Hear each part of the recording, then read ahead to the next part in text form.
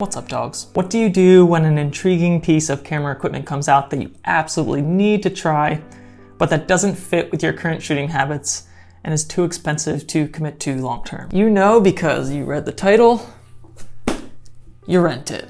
Let's take a look at this compact little bazooka lens, the Canon RF 800mm f11 Super Telephoto. And if you're new here, my name is Dan Joshua and I'm a creative entrepreneur.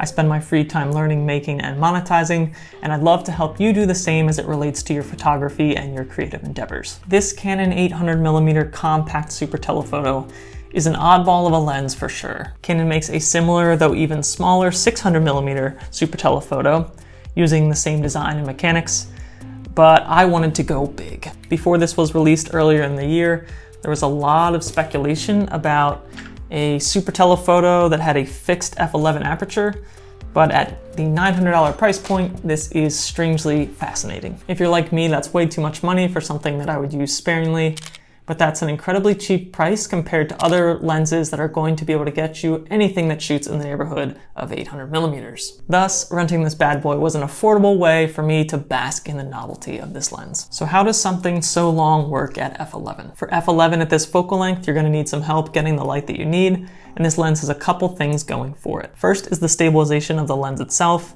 and I believe this has 4 stops of image stabilization. Basically what that means is that you'll be able to shoot with super slow shutter speeds in comparison to what you would normally need to achieve sharp photos. Obviously, slowing the shutter speed is one way in which you'll be able to let in more light as you use this lens. You can get an idea with some handheld test footage that I shot from my balcony about just how effective that stabilization is when recording video.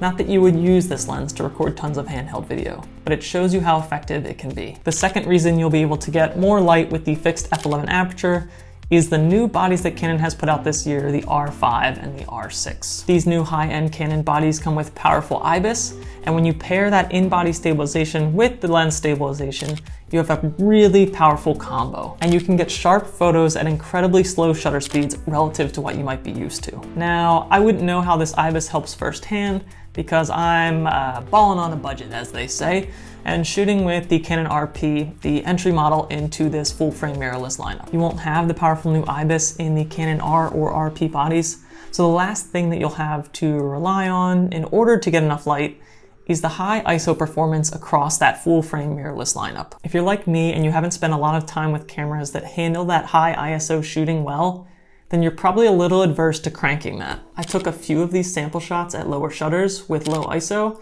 on overcast days, but generally on the RP, I was shooting between 800 and 6400, with most shots around that 1600 to 3200 range, and they look fine. So if the RP can handle it at the start of the lineup, the other cameras definitely can, and specifically the R5 and R6.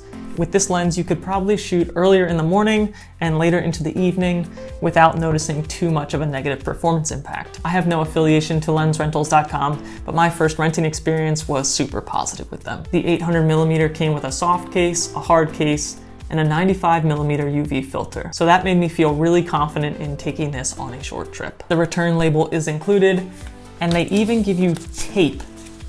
They give you the tape to box everything back up, in case you're a schmuck like me and you don't have packing tape lying around the house. If you want to give them a try, whether it's to rent the 8 or 600mm lenses or any other equipment, you can use the link in my description to save yourself $25. Whether you rent it or whether you buy it, this is one of the cheapest ways to experience this focal length on a modern lens.